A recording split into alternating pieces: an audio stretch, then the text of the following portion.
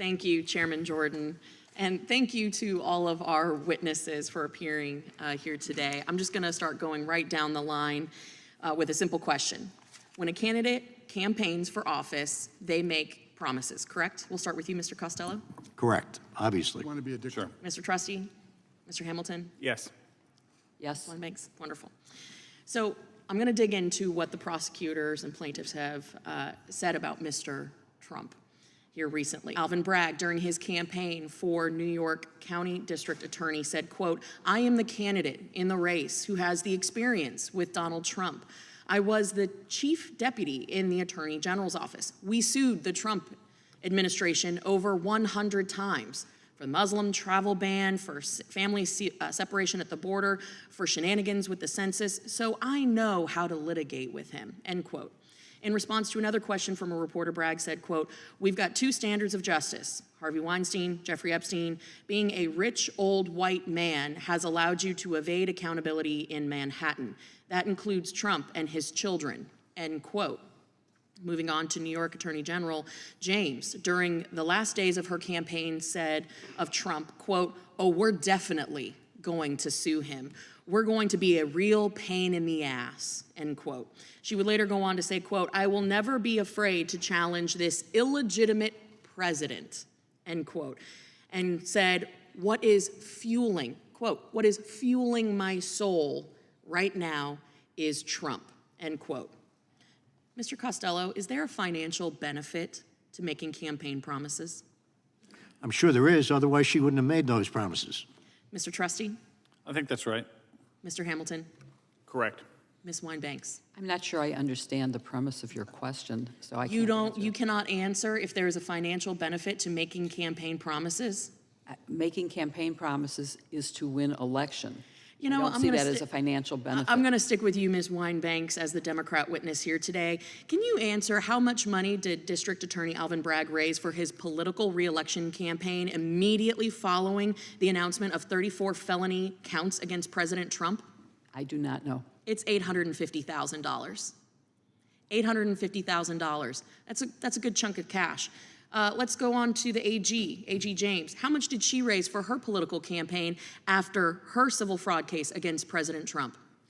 I don't know, but it has nothing to do with whether the charges that she filed were based on the facts and the evidence and her You and I ability both to know prove that's them. nonsense. Come on now. I do not know that's nonsense. I believe it to Not be a soul true. in this room actually believes that.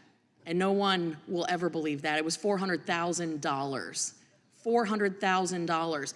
And we will submit for the record copies of campaign emails soliciting donations.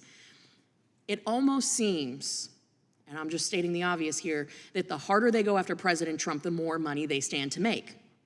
The common thread between all of these individuals, as well as the other cases that President Trump faces, is that many of the prosecutors suing Trump either have a personal vendetta or they seek to gain fame and money from it. This isn't hard. Those of us here today, we understand politics and what it takes to run a successful political operation. Traditionally, you want to drain your opponent's resources, drive up their negatives in the polls, and you want to keep them from engaging with voters. Now, I'm going to ask the million-dollar question here. What better way to do that than to charge your opponent with 91 counts, force them to spend millions on a legal defense, and tie them up in court to keep them off of the campaign trail? It's almost like this is a plan.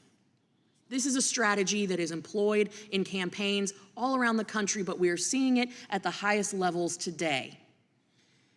Of course, as an incumbent, you have an added advantage of using taxpayer-funded offices and agencies and officials, and we all know that you can never go up against the federal government because it is an endless stream of resources. Isn't that correct, Mr. Costello? Without a doubt. Exactly. If that is not what lawfare is, I don't know what is.